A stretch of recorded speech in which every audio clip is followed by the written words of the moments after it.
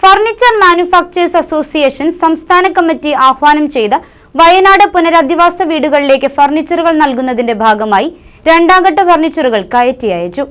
PIM Basheer furniture വണ്ടി flag off ചെയ്തു.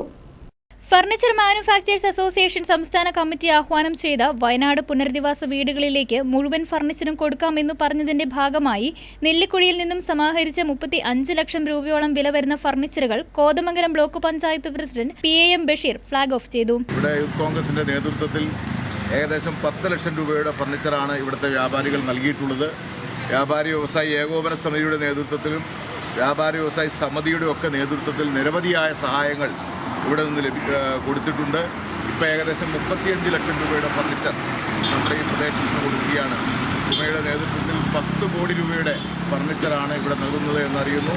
ഇതിനുവേണ്ടി പ്രയത്നിച്ച എല്ലാവരെയും പ്രത്യേകം അഭിനന്ദിക്കുന്നു. ഹുമയുടെ താലൂക്ക് പ്രസിഡന്റ് അലിയർ മംഗലത്ത് അധ്യക്ഷത വഹിച്ച ചടങ്ങിൽ സെക്രട്ടറി റഫീഖ് SR സ്വാഗതം പറഞ്ഞ ചടങ്ങിൽ സംസ്ഥാന കമ്മിറ്റി അംഗം അഷ്റഫ് ഗോൾഡൻ, ജില്ലാ panchayat member Rasheeda Saleem, panchayat member MP Jamal, Huma area committee അംഗങ്ങളായ Najeeb Vandamattam, Naseer Eerakkal, Shahul velvet, Navas royal, Salam Pazhampilli, MP Yusuf, Basheer Kuzhippilli, Abbas Kambakkudi, Salam Maniyattukudi, Subair Pannappala, Anas Medala തുടങ്ങിയവർ പങ്കെടുത്തു. News desk KCV news.